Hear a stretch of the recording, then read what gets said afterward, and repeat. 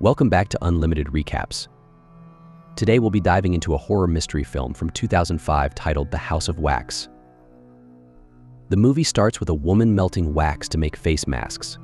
Her son, who's eating breakfast, joins her, followed by her partner's other son, who is a bit of a troublemaker. His behavior gets so out of hand that they have to strap him to a chair with tape and belts, leaving marks on him. At one point, he scratches his mother in anger, and she slaps him hard.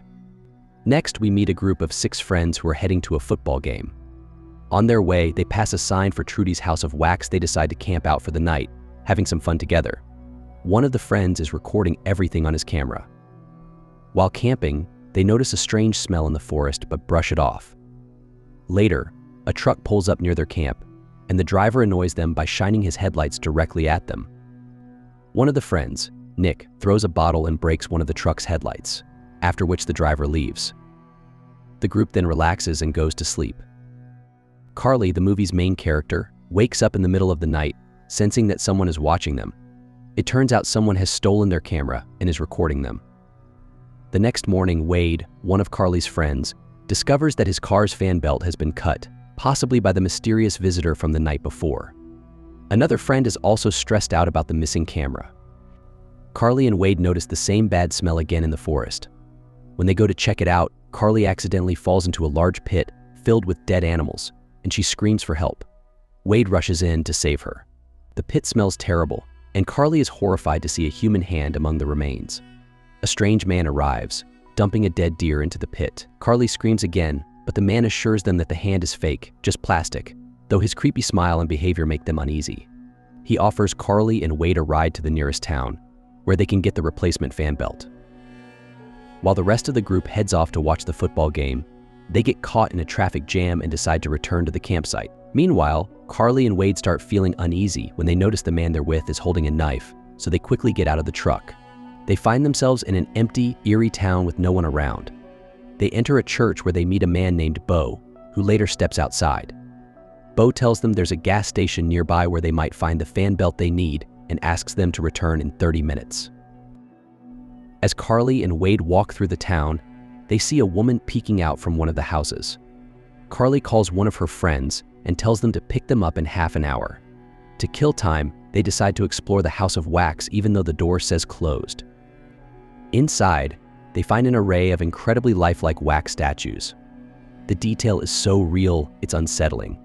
At one point, they even mistake a real dog for a statue until it moves, which surprises Wade.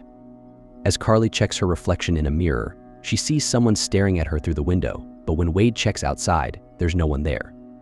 The two of them head to Bo's garage to get the fan belt, but it turns out that the one they need isn't available, so they're about to leave with a slightly larger size. Just then, Bo shows up and insists that he has the exact size at his house. Reluctantly, they agree to go with him. On the way, Bo shares the story of Trudy's House of Wax. He explains that Trudy and her husband, a doctor, owned the place, but after their deaths, their children were left behind. When they arrive at Bo's house, Wade goes inside while Carly waits in the truck. As she waits, Carly suddenly realizes that Bo's truck is the same one that was at their campsite the previous night. Broken headlight gives it away. Alarmed, she tries to warn Wade by honking the horn and calling their friends, but her calls go unanswered. She sends a voice message in desperation. Suddenly, the power goes out in the house. A masked figure made of wax appears and attacks Wade, severely injuring him. Bo then reveals his true, sinister nature when he comes outside and tries to assault Carly, but she manages to escape. Desperate and terrified, Carly runs back into the church, but what she finds inside shocks her to the core. All the people in the church are actually wax statues, but in a horrifying twist, one of the statue's arms breaks off, revealing real bones, blood, and veins underneath. Carly realizes the truth. These aren't just wax figures, they are real people who have been turned into wax statues. Bo grabs Carly and drags her down into the gas station's basement, tying her up tightly. He then cruelly seals her lips with glue. Meanwhile, the masked man, Vincent, reappears. He takes the badly injured Wade down to the basement, stitching his wounds and heartlessly removing the hair from his face before coating him in wax. Wade is strapped to a chair, and molten wax is poured over him while he's still alive, painfully turning him into a living wax statue. At this point, it's revealed that the masked man is Vincent, Bo's twin brother, and the items in the basement bear his name. While this is happening, Nick and one of the other friends are searching for Carly and Wade. Nick heads to the gas station, where he confronts Bo, asking about his missing friends. Bo denies seeing anyone, while Carly, trapped in the basement, struggles to get Nick's attention. She manages to free one of her fingers through the ventilation shaft, but Bo notices and cruelly cuts her finger off.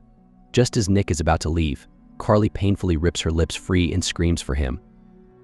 Nick realizes she's in danger, and a fight breaks out between him and Bo. Nick manages to outsmart Bo, locking him outside the gas station. He hurries to the basement and rescues Carly.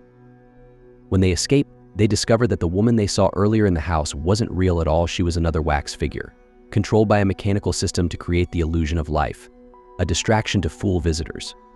Then, Dalton enters the House of Wax, where he is horrified to find Wade completely transformed into a wax statue, still alive but unaware of what's happened to him. Dalton tries to free him. Pieces of Wade's skin tear off with the wax, exposing the horrifying reality of his condition. Suddenly, Vincent attacks Dalton with a blade, but accidentally strikes Wade instead, killing him. As Dalton tries to escape, Vincent chases them. Meanwhile, back at the campsite, the rest of the group is having fun when their music suddenly stops. One friend checks the player and hears Carly's voice message from earlier. Before he can react, Vincent kills him. He then finds and murders the remaining friend, recording the gruesome act with their stolen camera, confirming that Vincent was the one filming them the night before. Nick and Carly head to a weapons store to arm themselves, but Bo tracks them down and opens fire. Barely escaping with their lives, they hide in the local cinema, blending in with the wax statues. Bo eventually finds them, but Nick manages to shoot him with an arrow, knocking him out temporarily. The siblings then go to Bo and Vincent's house, where Carly spots a photograph of conjoined twins, revealing that Bo and Vincent are the twin brothers. As they hide, Bo pulls out the arrow from his shoulder in agony. Vincent arrives, carrying the dead body of their friend, setting the stage for a final showdown. The entire truth comes to light during a conversation between the two brothers, Bo and Vincent. It's revealed that the story Bo told about the doctor was actually about their father. At the beginning of the movie, when two kids are shown, it turns out those children were Bo and Vincent. While in the basement, Carly and Nick discover the power connections for the whole town. By switching the power on and off, they restore electricity to the town, which reveals their presence. As Nick continues searching, he finds one of his friends who has been turned into a wax statue. Tragically, the statue's head falls off when touched, leaving them devastated at the condition of their friend. Suddenly, Vincent appears and tries to kill them. Nick holds him back by starting a fire, which forces them to retreat to the House of Wax. It turns out the brothers' house is connected to the Wax Museum, and everything inside is made of wax. As they move through, Carly is horrified to see Wade's wax figure. Just then, Bo attacks them, and as the fire spreads, it begins to melt the House of Wax along with everything in it. During the struggle, Bo violently injures Nick, but Carly manages to kill him. Vincent, enraged by the death of his brother, chases after Carly. She tries to reason with him, telling him that Bo had been manipulating him all along and that things could have been different.